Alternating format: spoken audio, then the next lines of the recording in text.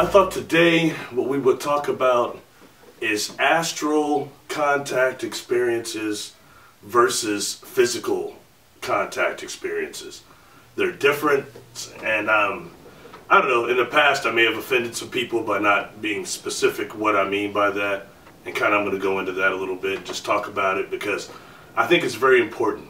At least I can correlate it to what I've actually experienced and try to take it to the people and let them decide, and at least make a, they can figure it out. Anyway, we'll talk about it. Peace.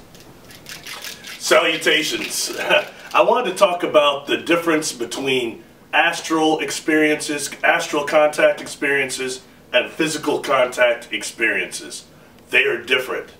All right, for me, and this is going to go back to my personal experiences, so we can go from there. All right, a lot of times the astral experiences, I had those when I was younger. So far with people, I've only talked about my physical experiences because they are more tangible.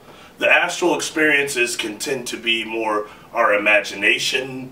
It can be several other things involved. These beings interacting through the quantum hologram, and then some prime intelligence that's producing these effects with our brain. Okay, and then you've got the physical experiences, like which I normally talk about, where I'm actually touching things, all right? And I'm there physically. You know what it's like to be somewhere physically. It's not a whole lot of imagination involved with that, all right? Now, why I want to kind of address this is because during my experiences, I have seen something very tangible about astral dream contact experiences.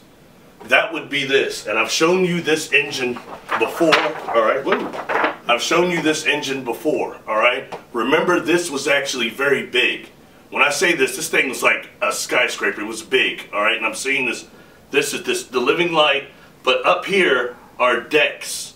These are decks. And I'm down here, but I can see them up there, okay? And when I actually get up there, what I have up there is there are people in their astral body, in their dream body, because they're I can kind of see through them. They're not fully corporeal, all right? And they're touching that living light on the edge of this deck.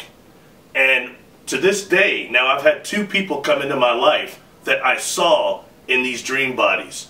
One would be Bill Spicer, who I did the first interview when I first started speaking out with Peter Maxwell Slattery. The other person would be Susan Manwich, anybody that knows her, all right? I saw her, and for me that happened when I was about like 16. This is the one experience that I had in between the age of like 12 to 18 that was this engine, waking up there physically, getting very sick from temporal aphasia. So the reason why I'm seeing people like Susan and Bill touching this living light in their dream body, or I've seen people in the healing room in their astral body, is because that doesn't pertain to the same physical laws as these bodies do. All right, one is going to be gravity, one is going to be several different physical things that would stop someone from having temporal aphasia that we just did a video on last week, all right? Temporal aphasia is what was making me so sick there, that's interrupting with my experience, my contact experience, as to where somebody there in the dream body / astral body isn't going to be suffering from those same debilitating effects. So I think that's very important to address. Now, like Susan Manwich, when I first contacted her and I saw her making these videos called E.T. Evolve, I contacted her. I said, I've seen you before. And I thought that she would probably have a memory of touching this living light, all right? And remember, these beings told me they call this the living light, AGLE, angelic golden liquid energy. That's what they called it, some type of orgone energy.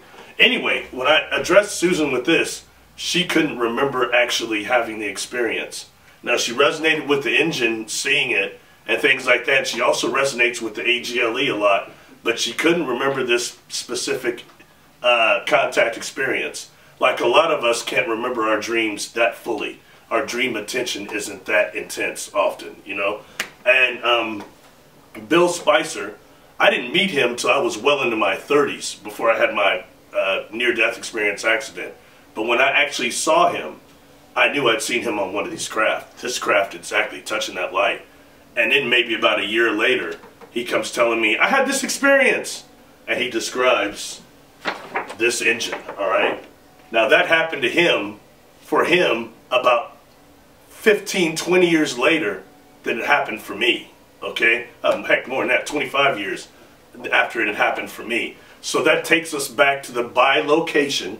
There's a video on this channel of bilocation, how they use some of these technology to actually change or pull out your astral body, your dream body from your physical, being in two places at once during the contact experience. That takes us into a whole nother realm. All right, so I just wanted to address that. So I don't ever want people to think just because you've had an astral experience, I'm discounting what you have. Reality is real to the perceiver. Don't think I'm discrediting you.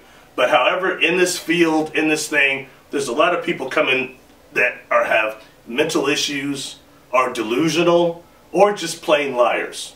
So I have to use my discernment to filter those people out. All right, so I'm sorry if I offended anybody by thinking that, oh, you're just imagining stuff. I try not to do that, but sometimes some of the stuff you hear is so media driven, okay, that it's just, and it's the secret space program, and it's these things that people like me, when I was looking for answers, it didn't help. It just made it worse. In fact, it was frustrating.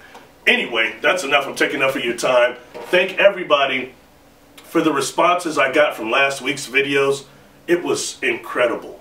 All people all over the world watching these videos, it blows me away. I'm trying to contact more with people.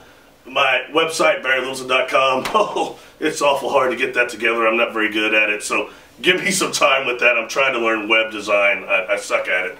All right, so that's just as it is now. Anyway, please subscribe to the channel. I want to thank everybody that gave me a shout out, that really asked me to keep doing these videos. It was very important.